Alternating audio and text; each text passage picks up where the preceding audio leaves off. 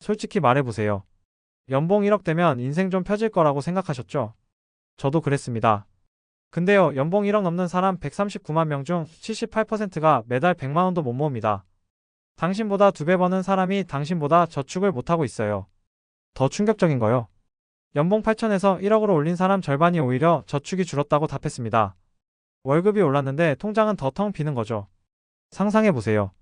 매달 800만 원이 찍히는데 월말 되면 50만 원밖에 안 남는 상황. 구멍 뚫린 양동이에 물 붓는 겁니다.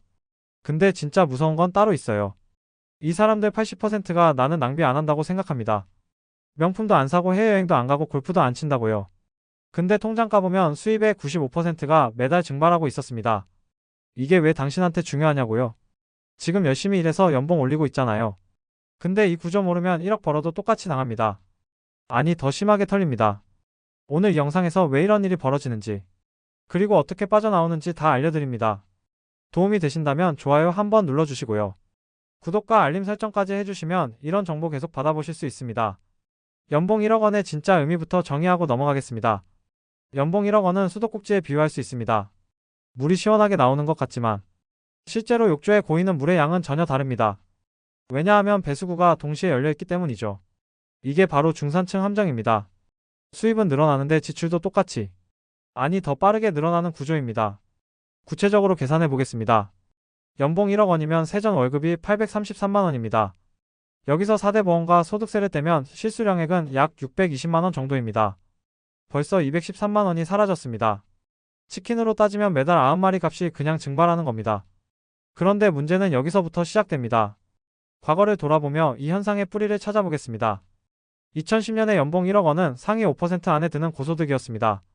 당시 서울 아파트 중위 가격이 4억 원대였으니까 4년만 모으면 집을 살 수 있는 수준이었죠.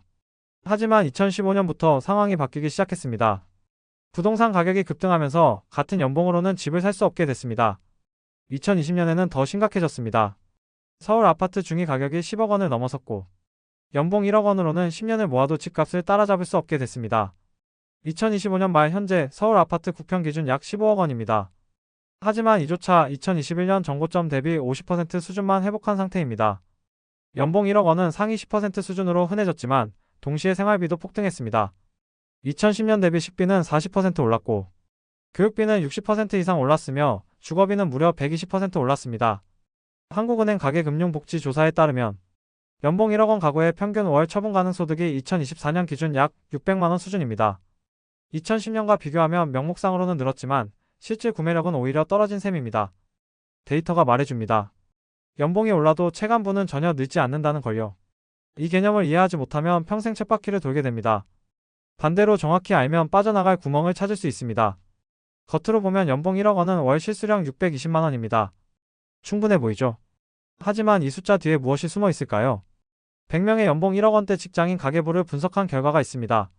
놀라운 공통점이 발견됐습니다. 평균 고정 지출이 월 520만 원이었습니다. 620만 원에서 520만 원을 빼면 100만 원밖에 안 남습니다. 실제 가처분 소득은 고작 16%에 불과한 겁니다. 구체적으로 520만 원의 내역을 보겠습니다.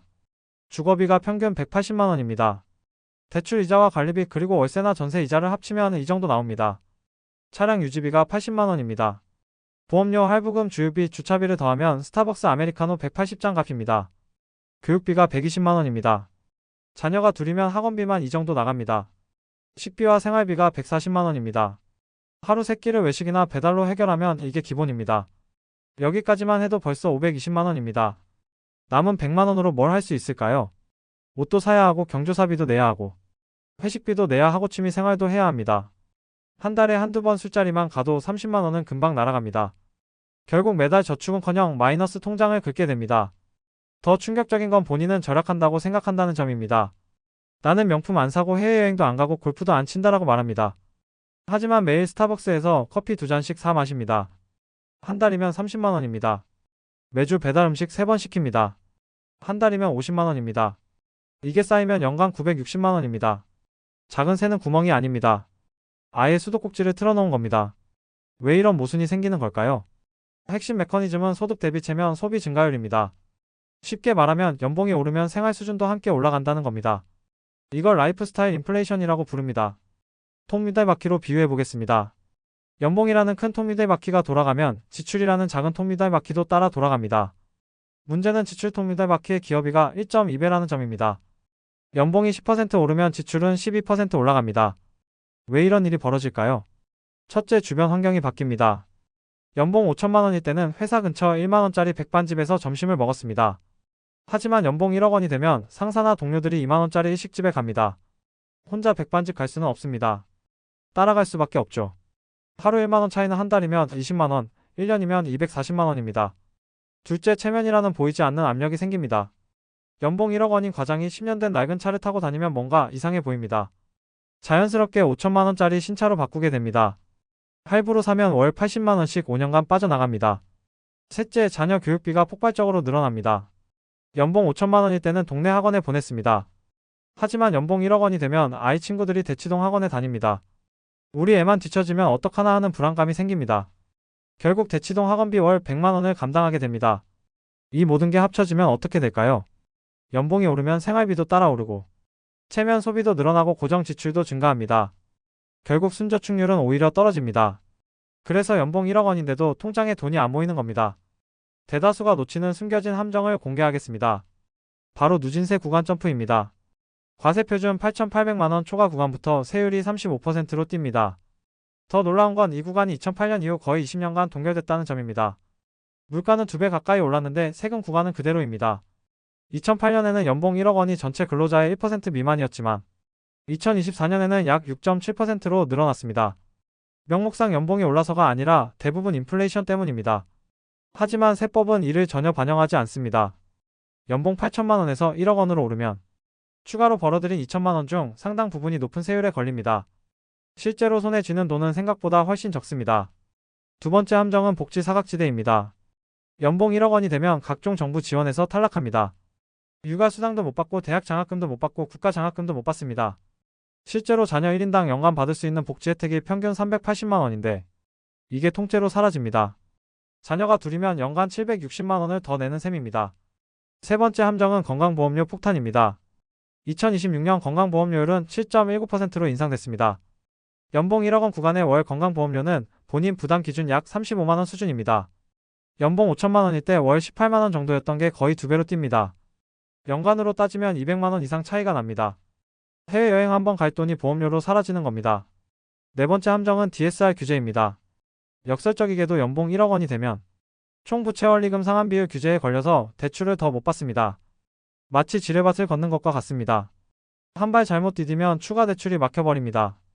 바로 이 부분 때문에 90%가 실패합니다. 연봉이 오르면 당연히 여유가 생길 거라고 착각합니다.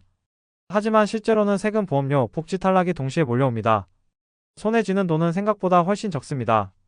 개인의 노력만으로는 극복할 수 없는 구조적 문제가 있습니다. 바로 중산층 타겟팅 시스템입니다. 대한민국 경제 구조는 중산층에게서 최대한 많은 소비를 끌어내도록 설계되어 있습니다. 부동산 시장을 보세요. 2025년 말 기준 서울 아파트 구평 가격이 약 15억 원입니다. 연봉 1억 원으로 30년 대출을 받아도 월 상환액이 500만 원입니다. 실수령 620만 원에서 500만 원을 빼면 120만 원밖에 안 남습니다. 이건 아무리 절약해도 답이 없는 구조입니다. 교육비 시장도 마찬가지입니다. 대치동 학원가는 연봉 1억 원 가구를 정확히 타겟팅합니다. 월 150만 원짜리 프리미엄 과외는 연봉 5천만 원 가구는 엄두도 못 내지만 연봉 1억 원 가구는 어떻게든 감당합니다. 우리의 미래를 위해서라는 명분으로요. 자동차 시장도 정교합니다. 5천만 원에서 7천만 원 사이 수입차들이 질비합니다. 이게 딱 연봉 1억 원 가구가 할부로 살 수 있는 가격대입니다. 여기서 이런 질문이 생기실 겁니다. 그래도 절약하면 되는 거 아닌가요? 맞습니다. 이론적으로는 가능합니다. 하지만 실제 데이터는 다릅니다. 금융감독원 자료에 따르면 연봉 1억 원 이상 가구 중 월 저축액이 100만 원 이상인 비율은 고작 22%입니다. 나머지 78%는 100만 원도 못 모읍니다. 왜일까요? 사회적 압력이 너무 강하기 때문입니다. 회사에서는 명절 때마다 직급에 맞는 선물을 돌려야 하고 결혼식이나 장례식에 가면 직급에 맞는 축의금을 내야 합니다. 과장이 3만 원을 내면 이상하게 봅니다. 최소 10만 원은 내야 합니다. 한 달에 경조사가 4번만 생겨도 40만 원이 날아갑니다. 누군가는 이렇게 반박할 겁니다. 삼성전자가 망하면 나라가 망하는데 그래도 부동산은 안 떨어진다고요? 하지만 데이터를 보면 다릅니다. 2025년 말 기준 서울 아파트 값은 2021년 정고점 대비 겨우 50% 회복 수준입니다. 3년 넘게 반토막 난 상태로 머물러 있었다는 뜻입니다. 결국 버티는 수밖에 없습니다. 이게 피할 수 없는 시스템의 결과입니다. 개인의 의지 문제가 아닙니다. 아무리 잘해도 이 벽은 넘을 수 없습니다. 하지만 그 안에서 최선의 선택은 가능합니다. 지금부터 말씀드리겠습니다. 오늘 저녁 지금 바로 할 수 있는 것들입니다. 첫째, 지난 3개월 카드 명세서를 뽑으세요.